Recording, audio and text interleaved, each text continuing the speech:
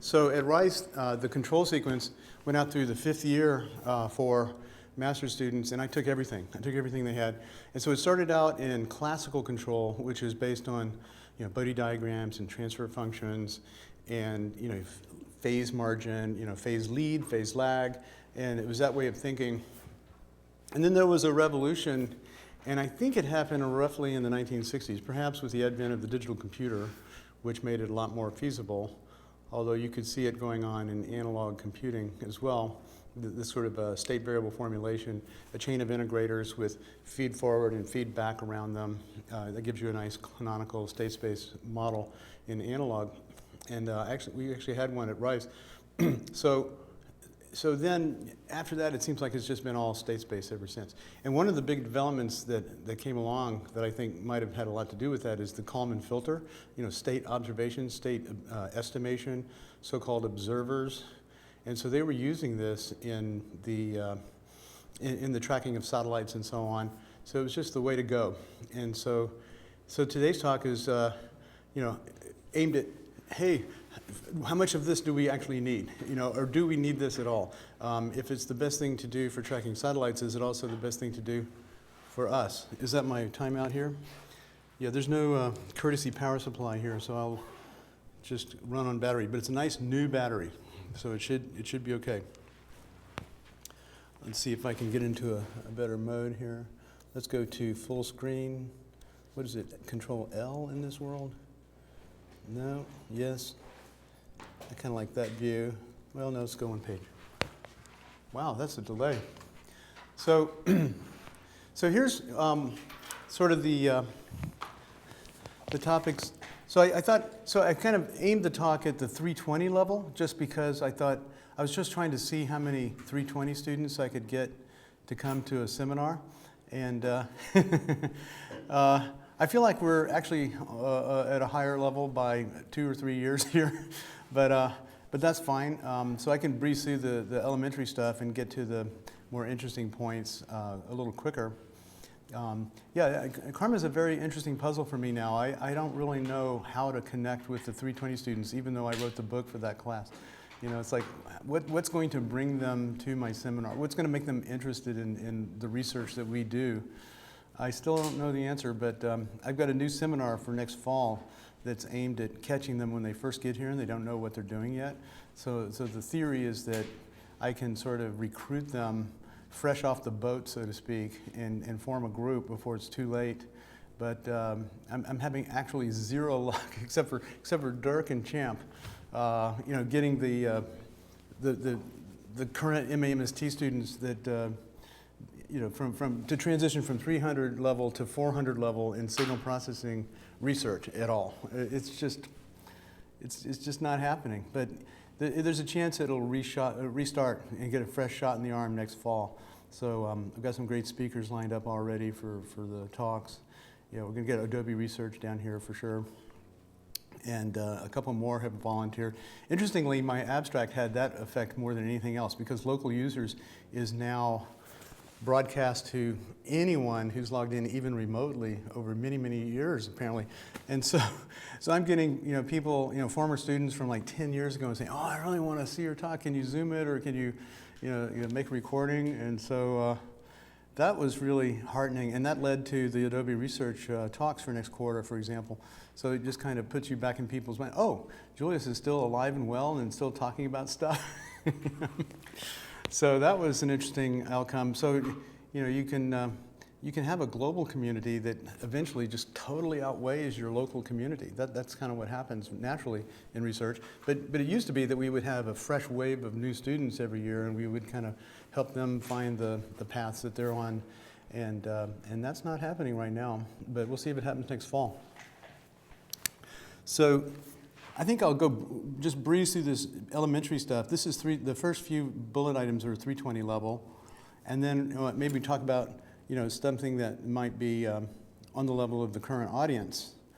And feel free to interact and stop me and ask questions and make suggestions, and just to kind of steer things in a direction that would be interesting to you. If you had any questions you've always had about this kind of stuff, just pipe up and let's brainstorm them. You know, no guarantees, but I'll try to tell you what I know at least. So of course, you know, I wanted to start with just defining what it is, and I thought I would just start with a simple example that just has a difference equation that everybody knows from 320. This is just a basic biquad, you know, second order finite difference. Well, it's not normally called a finite difference because it's not considered a physical model. It's a second order digital filter. We call it the biquadratic transfer function. And then if in state space form, it looks like this, where you have this state transition matrix, this B matrix, C matrix, and D matrix. And so this is just an elementary Rosetta Stone for the second order case. Is this new to anybody? Is this something that I should go slow for? Okay. If it's newish, I will, you know, not skip too fast through all this. I mean, I actually remember the difference equation, but I'm forgetting how much detail I learned about the state transition matrix. But okay, let's see. I'm going to get the room mic back in below the feedback threshold. Actually, I can mute it so that it only goes to the recording. Okay. Yeah, so the state transition matrix is so named because it takes the state vector x to one step forward in time. And in the analog case, it is the derivative. Well, let me write it down. I think continuous time should be on the left and discrete time on the right. So the continuous time,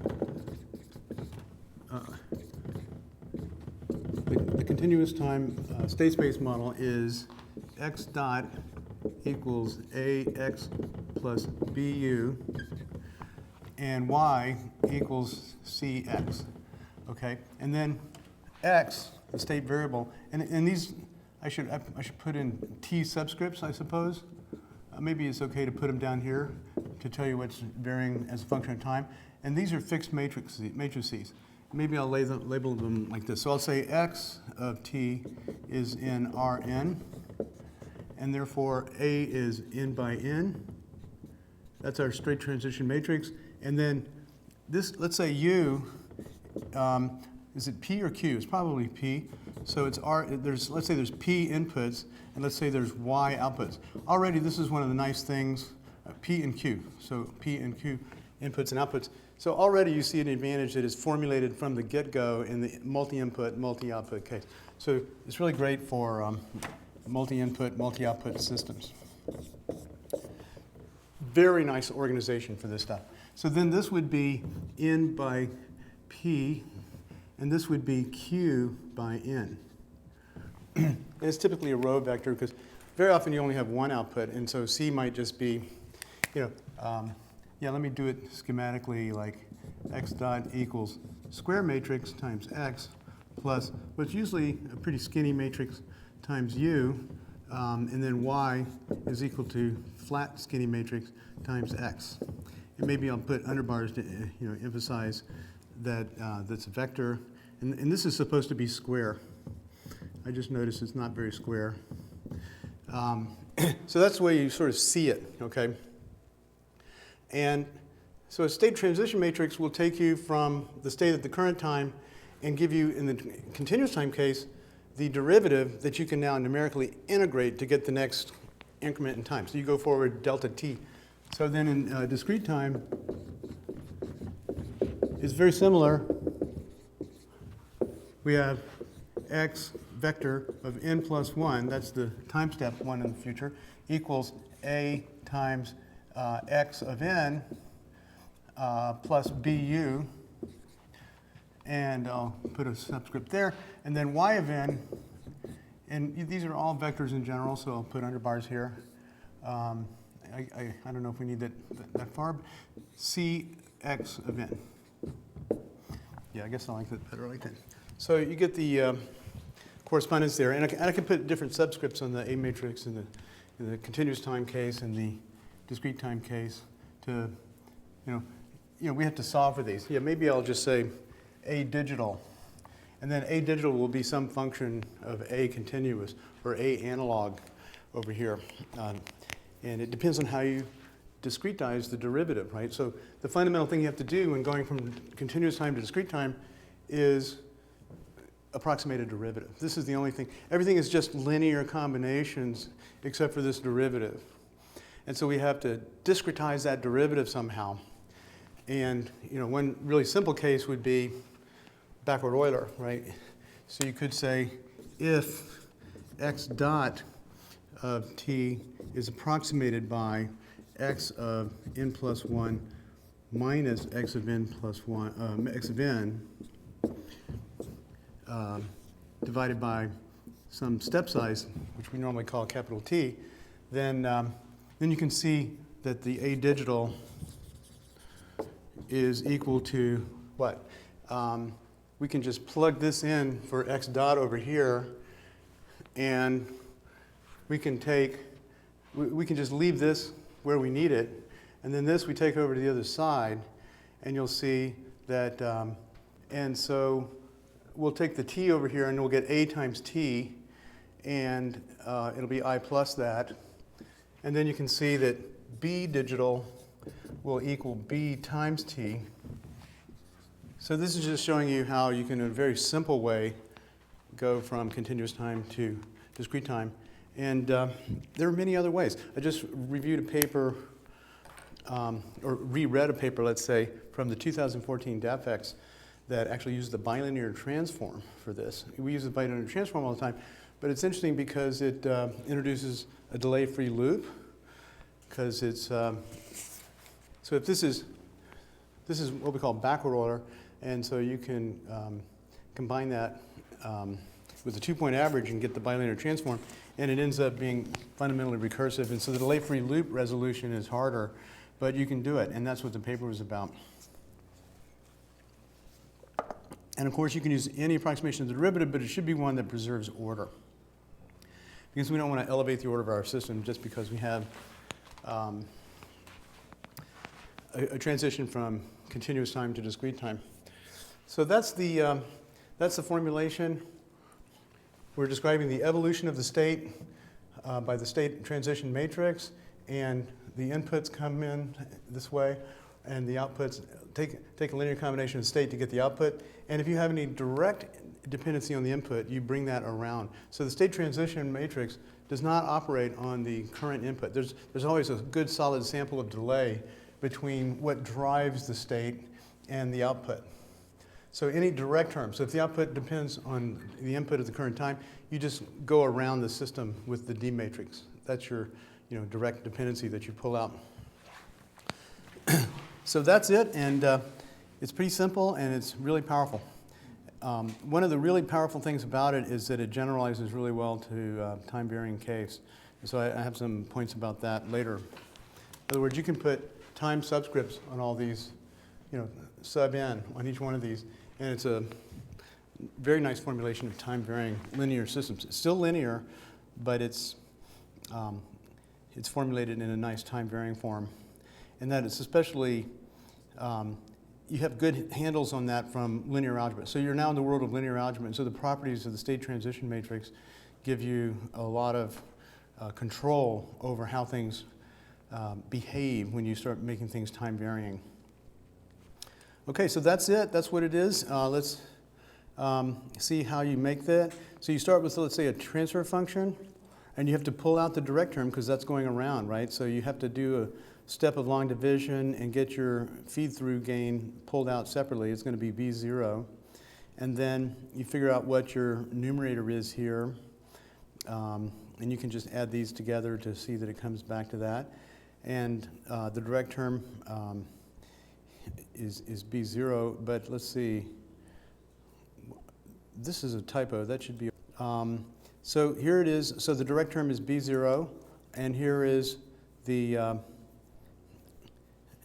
formulation written in direct form 2. So you have, in direct form 2, remember that's the one that's canonical with respect to delay. This is one of the topics in 320B, that direct form 1 has twice as many delay elements as it needs, but direct form 2, you basically commute the zeros and the poles, and they share the delays, and that's how you get to the direct form 2. And here it is, and so there's one delay line, one delay for each order. So second order needs 2 delays, And so we just label the delay outputs as state variables. That's all you have to do. Take any digital filter, take any system, any circuit, and just label each delay element. Well, in a circuit, it's an energy storage element. So you'd label the output of each capacitor, each inductor as a state variable. But in the digital world, you label the output of each delay as a state variable. And then that state variable at time n+1 is just on the other side of that delay. And so it becomes very easy to write down the state space representation by just finding all the n+1s and putting them on the left here. And so x of n+1 is the signal. You can see how it's computed. It is minus a1 times x of n. That's this term right here. Minus a2 times x2 of n, which is this term right here. And so you also have an input coming in, but it's multiplied by 1. So you just say 1 times u1 of n. And that's your contribution to x1. Then x2 of n+1 is simpler because all it does is get the output of x1. So this is what the chain of integrators has become. A chain of integrators in the continuous time case has become a chain of unit sample delays in the discrete time case. And so x2 of n+1 just equals x1, and that's what this looks like. So x2 of n+1 is x1. And there's no dependency on itself or u2 of n.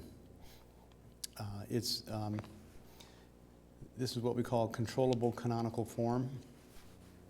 And then for your output, you can just read it off. You have B0 times the current input, which is this term here. B0, that's your D matrix, so to speak. And then we just take off the state variables. No dependency on x of n+1. That's been pulled out. And these are your coefficients for x1 and x2 respectively, and there they are in the C matrix. So that's an example, and that's quite general. You can generalize that to anything you have. And then if we write it in matrix form, we can see this is basically the same thing, just written out that way in matrix form with the names of everything. So the A matrix is your state transition matrix. And Dirk, what? Yeah, I wanted to ask quickly, how is like the numerical stability and sort of like the state stability of these sort of like relative when we're like, I know that this isn't as relevant because we're in a different form, but we talked about like the idea of like a minimum phase and minimum phase filter. Like where are we relative to those properties in terms of like what's going on with the states? Like Yeah. Is it changing significantly? Is it the same as like a minimum phase or? Well, the minimum phase case is most strongly a function of the C matrix. So in controllability canonical form, your input fundamentally drives the beginning of the delay line, right? So you basically have a B matrix that looks like 1 and all the zeros below that. And that's why it's controllable, because the input just goes directly into the delay line. So you can drive all of the states. That's why it's controllable. And we can talk about controllability and observability. That's all formulated in the state space world, and it's just defined by the rank of a particular matrix made out of A and B being full rank for controllability, and it's a matrix involving C and A for the observability, and we can talk about that. But so you can see that everything's controllable, and that part of it is basically an all-pole filter, right? So your zeros are going to come from the C matrix. To be minimum phase, you have to be minimum delay. And so actually, you cannot make a minimum phase signal without the direct term. That's one thing you can see right away. So the ultimate minimum phase signal is just a wire, so just B0 and no dynamics at all. And then you can start to bring in, one property of minimum phase signals is that they're maximally concentrated at time 0. So it's given a particular magnitude frequency response, what phase response will maximally concentrate the impulse response towards 0? It'll always be a decreasing function from time 0. And so if you do a partial fraction expansion, you see that it's a bunch of exponentials. All those exponentials start at time 0 and decay from there. So that's what a minimum phase impulse response is made of. It's a linear combination of exponentials that all start right at time 0 and decay from there. So B0 is going to play a prominent role. It's going to be the largest coefficient, most likely. And C will have to taper. So you'll have to have lower weights on later delays. So it'll be a gain schedule that goes down, and that's about as much as you can say. Otherwise, you just have to compute the zeros and prove that they're all inside the unit circle. That's the formal way to prove that it's minimum pay, as probably all of you know. So let's see, what's next? So the next thing, so that's just the kind of hands-on introduction to state space models. Very practical. It's that it comes from a transfer function originally in some cases, but in circuit modeling, you generally start with a circuit, and you build your state space model directly from the block diagram or the circuit diagram, and the really nice thing about that is you've got a physical interpretation of all your elements, so that makes it a real physical modeling framework, and so that's one of the reasons it's used in control systems, is because you've got matrices that you understand the meaning of physically. And we're going to get more to that in a little while. But I just want to give a simple hands-on demo of how you construct state space models from transfer functions. And then we can use MATLAB to go back and forth. Now that we understand what's going on, we can just call MATLAB to get it done. So TF to SS would be transfer function to state space. And that's also in Octave. And I think it's in Python, SciPy.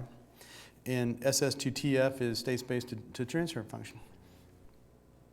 And so it's interesting that they tend to use the same functions for both continuous and discrete time. So these, and you can sort of see why when you look at the transfer function. I could derive this, but let me just write it down. And if you want a derivation, I'll do it. So it's C SI minus A inverse B is the transfer function.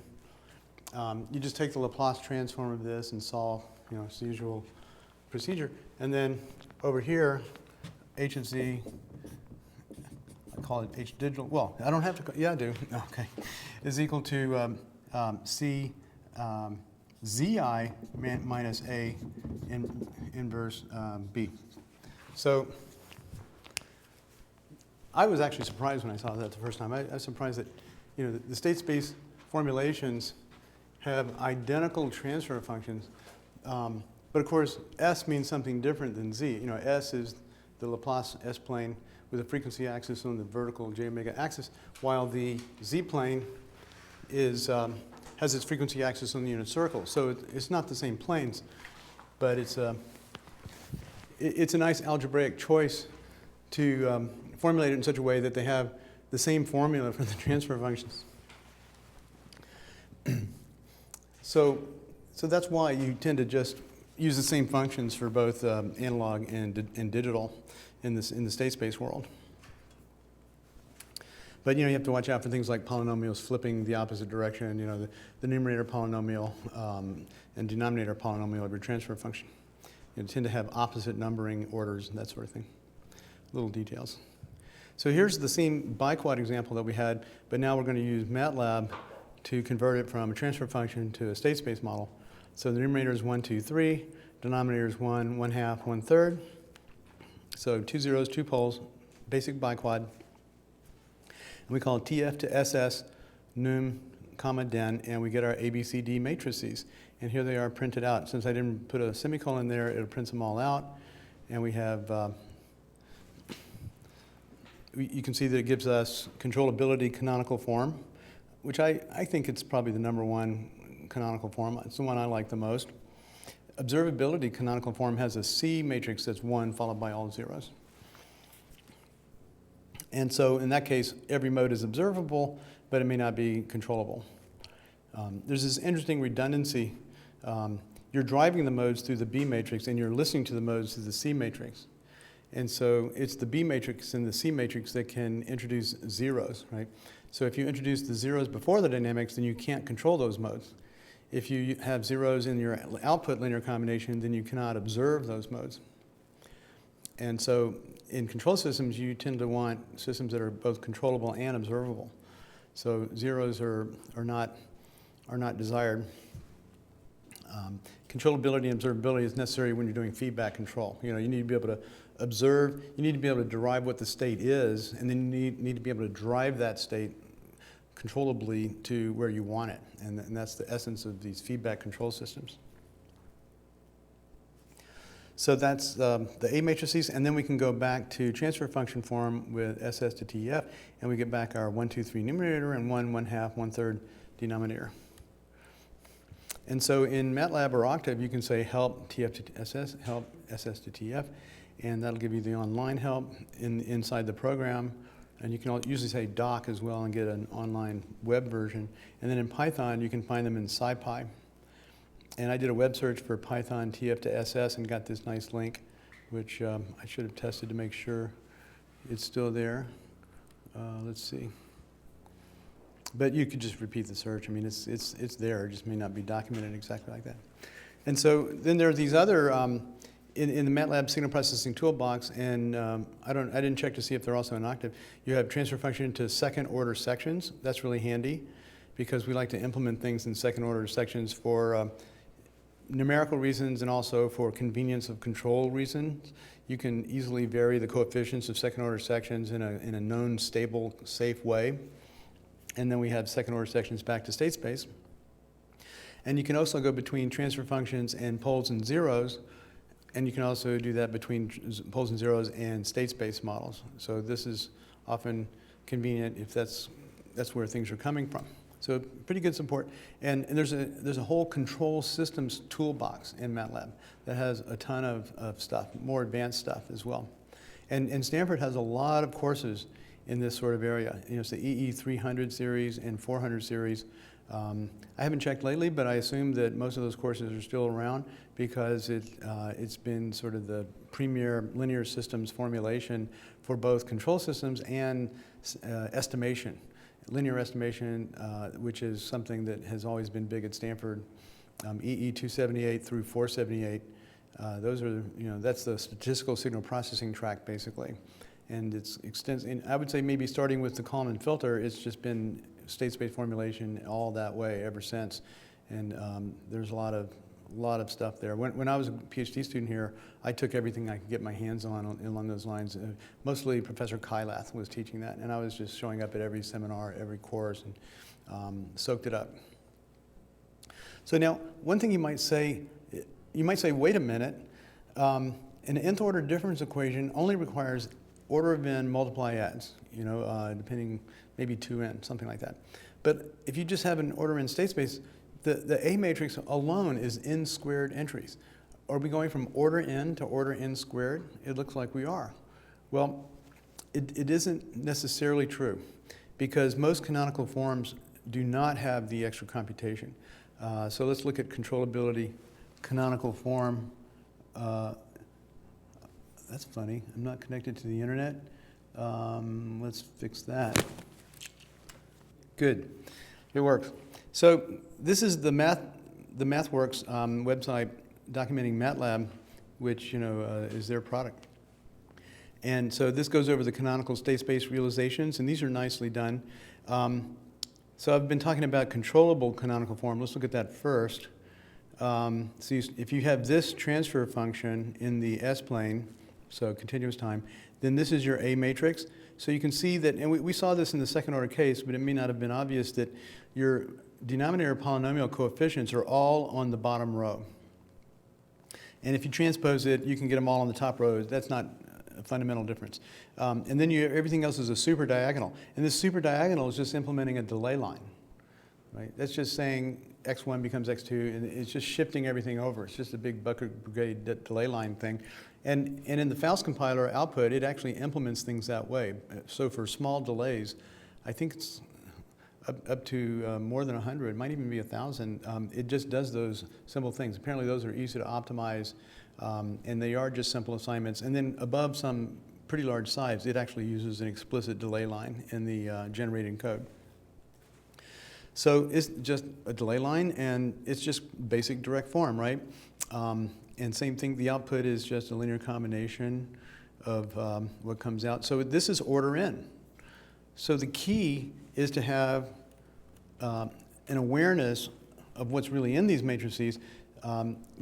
because they're normally going to be sparse, at least when you first make it. So when you label all the state variables on your circuit and then write down the ABCD matrices that describe it, those will be sparse matrices.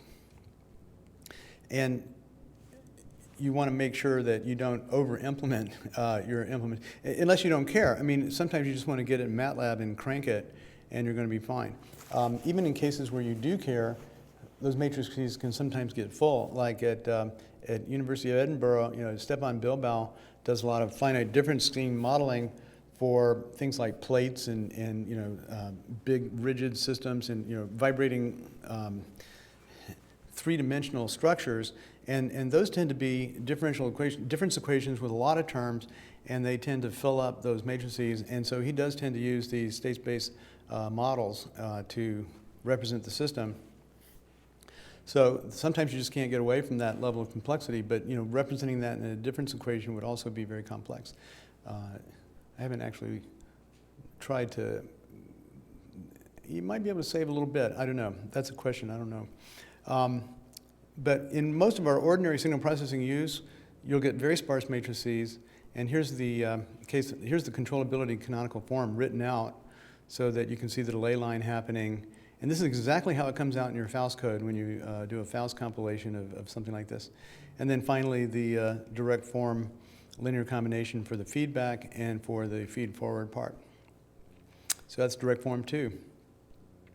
And so in general, though, we look for sparse matrices, and we want to use sparse matrix libraries to take advantage of that. And in SciPy, in Python, you can use scipy.sparse, and MATLAB has support for sparse matrices. But what I actually think is more interesting is to use a functional programming language, such as Faust, because you don't really have a matrix in Faust. What you have are functions. And so a matrix is represented by an expression that compiles into functions of all the elements that are non-zero. And so zeros just go away naturally, because you just think about your matrix multiply getting written out line by line, then you'll, your zeros just won't appear in that. And you'll have, functional expressions that will then compile down to a very optimized form. So you effectively get that sort of sparse matrix benefit from a functional programming formulation. So let's look at that. Here's, I thought that was going to zoom in. Maybe I should go to my screen here. Let's see, I'm trying to think of the best way to zoom in. So this is the block diagram that's generated by the Faust compiler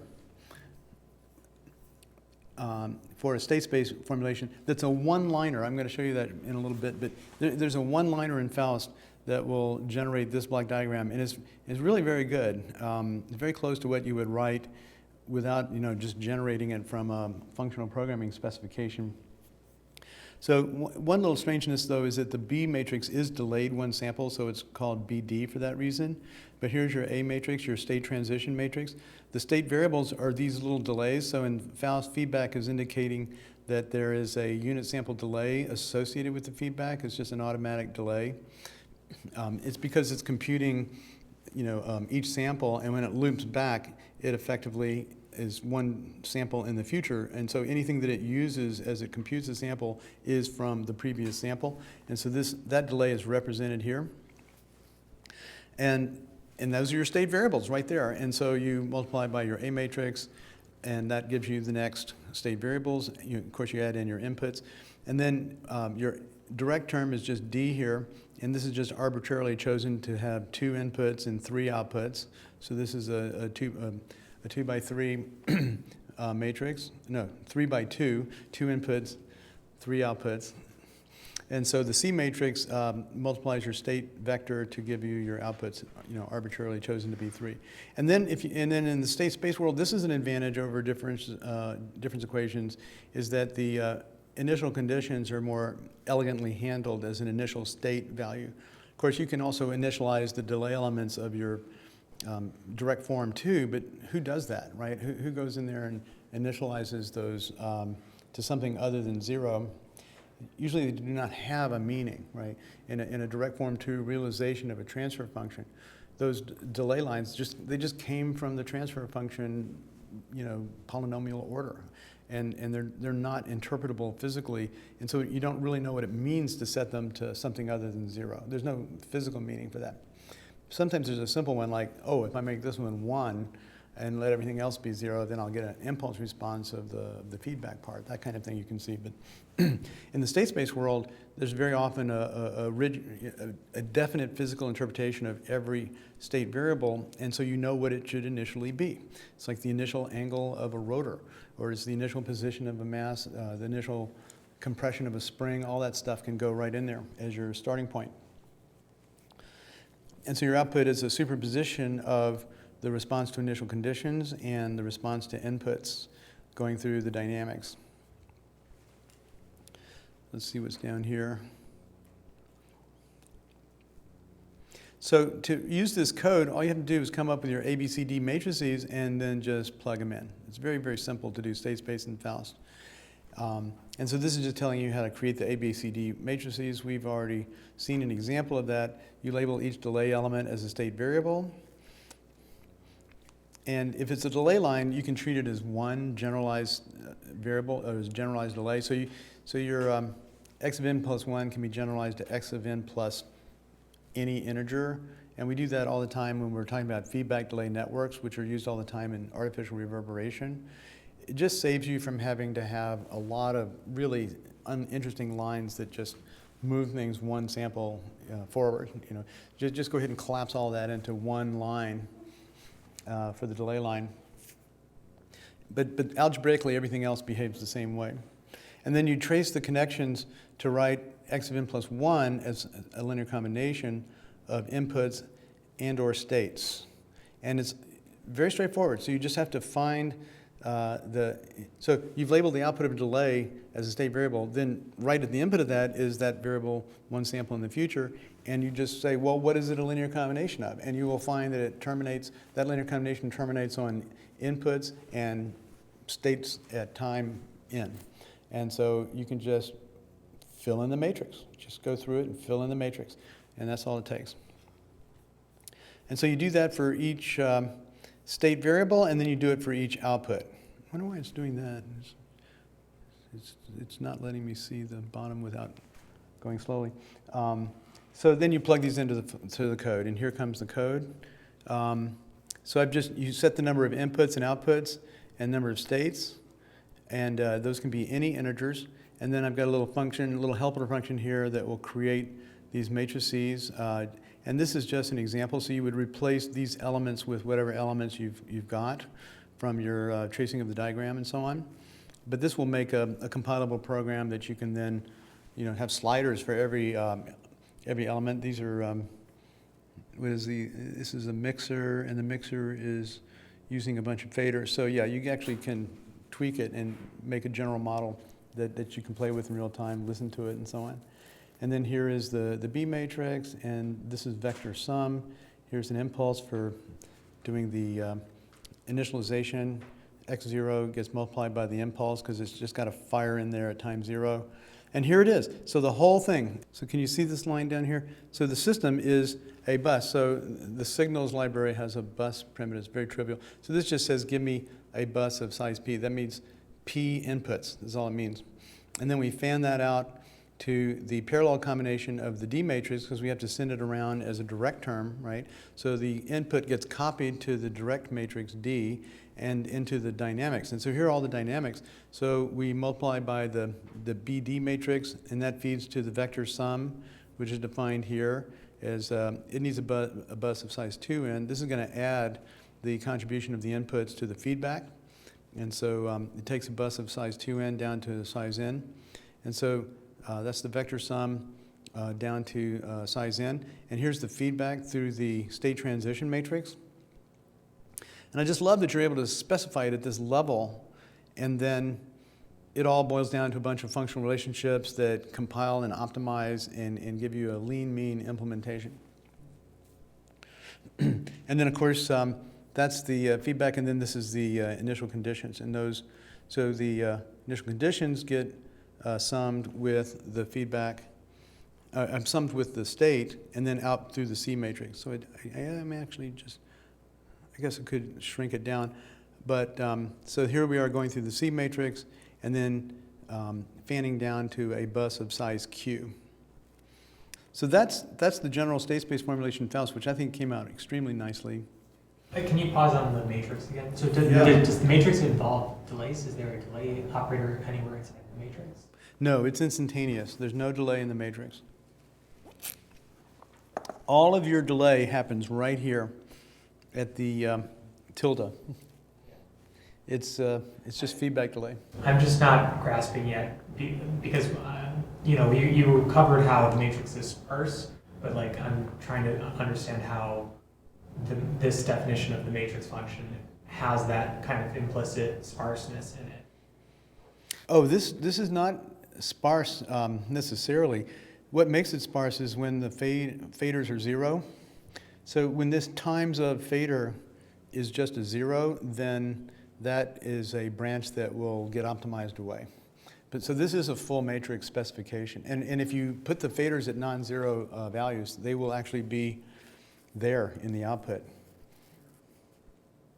So what would really be fun is to take this program and just, instead of faders, let me go to the next example because it's a little more practical. This is kind of a fun example. I actually got this matrix definition from the Faust distribution itself. And then later when I did a practical example, I think it comes out a little simpler, but it's not general. So let's just do our good old biquad again in MATLAB. Here again are the matrices that we want. And then here's a Faust program that is implementing that. And that's not how you zoom. So most of this is the same. This is just how I'm constructing an example. So I'm going to just have one input, one output in second order here, right? And so here's how I'm defining the matrices here. I'm doing it functionally, using pattern matching. So Faust has pattern matching. And so A of 1, 1 sets up a pattern so that when A is subscripted by 1, 1, it will get rewritten to minus A1. And then we have patterns for the other elements. And we do the same thing for the B matrix, C matrix, and D matrix. So this is, a little bit pedantic. I mean, I could just write B0 and not even introduce D11. But if I'm going to have that general code, then I have to do it this way. And there's another thing. This might be fixed by now, but there's a compiler bug where it'll have a problem if we don't define all possible indices. So we've done this pattern matching for specific index combinations.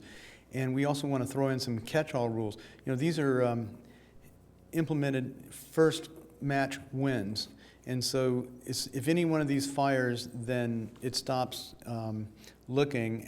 But if it doesn't find, if we have A of Q comma P for something that's not up here, then we need these catch-all rules to kick in. And I just have an arbitrary formula here, but they're never used because unless we forget to specify one of our elements.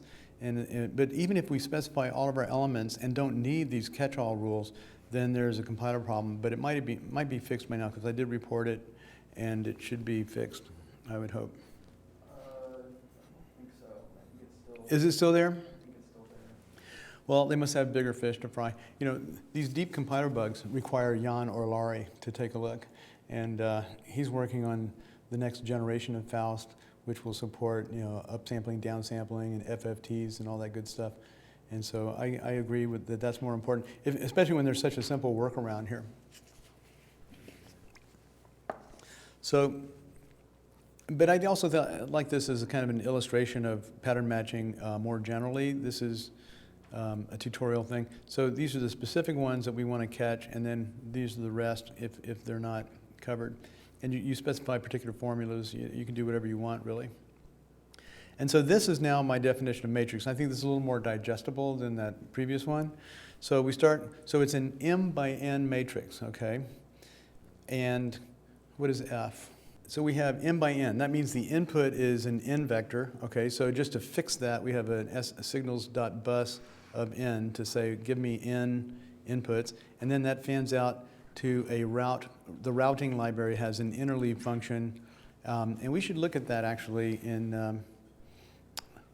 that would be nice to look at in the block diagram to see what that looks like. But basically just blows everything up to get ready for the multiplies. So you can think of it as taking your n inputs, and then you have to make capital M blocks of them, right? And then you run that into a parallel bank of n parallel banks of multipliers. So there's capital N blocks of capital M multiplies. And so we do the right multiply, and then we do an additive deinterleave down to a bus of size M. So it's the basic matrix product. So I'm going to say Faust to Firefox T2 pole. And I should get a block diagram of that. Okay, so here it is. So now this is the impulse that drives it. This is the, that was the direct term. This is the dynamics term. Beautiful, gorgeous, I love it. But to actually see a matrix in operation, let's take A, which is 2 by 2. You can see the two inputs coming in. Here's the interleave that happens. So it creates two blocks, and then it interleaves them so that they're ready for multiply add. And here is minus A1 times this one, and here is, where's minus A2? I guess it doesn't always catch it symbolically, but you can see that this one's multiplied by 0. That will just go away. So the Faust compiler will optimize that out. What appears like a 0 on the block diagram does not make it out. And we can see that, say Faust T2 pole. Let me make this big. What if I say, it's this one, isn't it? So you can see how it computes it. Output is 1 multiply, 2 multiplies, and no more multiplies. There's going to be the sum of the direct term, the sum of the input, and so you can see that there was no extra computation there. So this is the interloop generated by the Faust compiler. And here you can see it implementing the delay lines explicitly like this.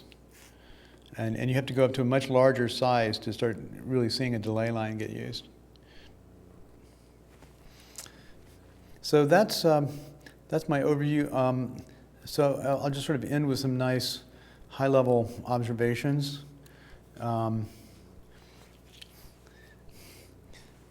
So you're basically representing the evolution of the state. You have input forces. This is very much motivated by physics. So you have a state, like a quantum state, and you have forces that are driving motion, and that motion is represented by the derivative of the state vector, and then you can integrate that to get the state at the next, delta t into the future. So the state completely determines the system, and if you know the state and you know the input, you can calculate the output for all time. And so here's my, for this talk, I collated this list of pluses and minuses of state space over differential equations. And so the state space model incorporates initial conditions. I've already talked about that. State variables normally have physical interpretations giving a physical model. So you could say it's sort of an early physical modeling approach. Now we have other competing approaches like wave digital filters, finite difference schemes of various kinds. But many finite difference schemes get implemented in state space form. It doesn't matter how you're doing what you're doing. You can always go label all the delay elements as state variables and formulate the ABCD matrices and have a state space formulation. So you can always convert anything to state space description. But when things start out as a state space, then your state variables tend to be good variables that you know and understand. And the huge advantage of that is that you can extend to nonlinear and time-varying systems. If you start with a transfer function and you just realize that transfer function, then you're going to have a very artificial handle on the underlying physics of what you're representing with probability 1. And so you change a coefficient, and all kinds of weird things happen. You don't interpret individual unit delays in a typical digital filter. It's just been realized from a transfer function as a direct form 2 or something like that. Whereas in a state space model, everything is known. You know exactly where everything came from that original circuit or that original. In control systems, they always call it a plant. So the plant is your model of the system that you're controlling. So, you know, like the angle of the wing, or, you know, the speed of the aircraft, all that kind of stuff. And so when you get into nonlinearities, that really pays off. You can extend it. In fact, if you look at MATLAB's Simulink, you'll see a lot of support for nonlinear systems, and you need to stay close to the original physics to get away with that and make that work right. So another thing that we've noticed, even in signal processing, divorced from physical modeling, is that physical models tend to have the best numerical properties. And that's one of the big advantages of wave digital filters. One of the things that really kept them going in the IEEE. It's also true for ladder filters and lattice filters. So some of the best realizations of digital filters in VLSI with, you know, small word lengths, or, you know, small embedded systems, tend to be ladder filters, lattice filters, and that's because they have a physical interpretation. And so the round-off error is subject to passivity, physical passivity. So you actually have a physical interpretation of your round-off error, and not increasing it corresponds to not adding energy to the signal. So just by requiring passive computations, you're able to make sure your round-off error decays and vanishes, as opposed to building up and creating limit cycles and overflow oscillations and all these other bad things that can go on. And so, you know, the physical modeling is a great thing as long as you don't pay too much for it. And it's being used quite a lot. Another advantage of state spaces is very, very elegant for multiple inputs and outputs. In transfer functions, you can do it, but you have a transfer function matrix. And once again, there's no interpretation typically of the internal states. It gets you into the power of linear algebra. That's a big, well-developed field. And you know, we can talk about similarity transforms and diagonalizing the system to get a modal representation, and that is the right way to go. So if you're going to get a modal representation of your system, like a bunch of resonators, and you want to drive them properly and you want to listen to them properly, then you really want to start out with a proper state space formulation, and then get those B matrices and C matrices so that your individual resonators, you know how to drive them all to correspond to hitting on a particular place, and you know how to take a linear combination of the output corresponding to where you place a microphone or a pickup. And so if you start with state space model and diagonalize it, you'll get a correct modal model. And this is something that has been overlooked in the computer music field for decades. You know, modal synthesis has been around for many decades, but almost nobody did it, you know, the proper way, where you knew how to drive the modes, or they just didn't care, you know, about having a model and being able to strike it at the right place or listening to it at different places properly. And there's extensive support in MATLAB, particularly in the control system toolbox, and I made that point about the Kalman filter. And so then the final point is, in the time-varying case, you have a big advantage in the state space formulation. When you change a coefficient, you typically get parametric amplification, and sometimes you want that, sometimes you don't. Most of the time we don't want that. We're just trying to change the cutoff frequency or a resonance frequency of some kind of VCF or something like that. We don't want to modulate, we don't want to whip it really fast and get overflow all of a sudden, get a big pop. And so we would like to have control over that.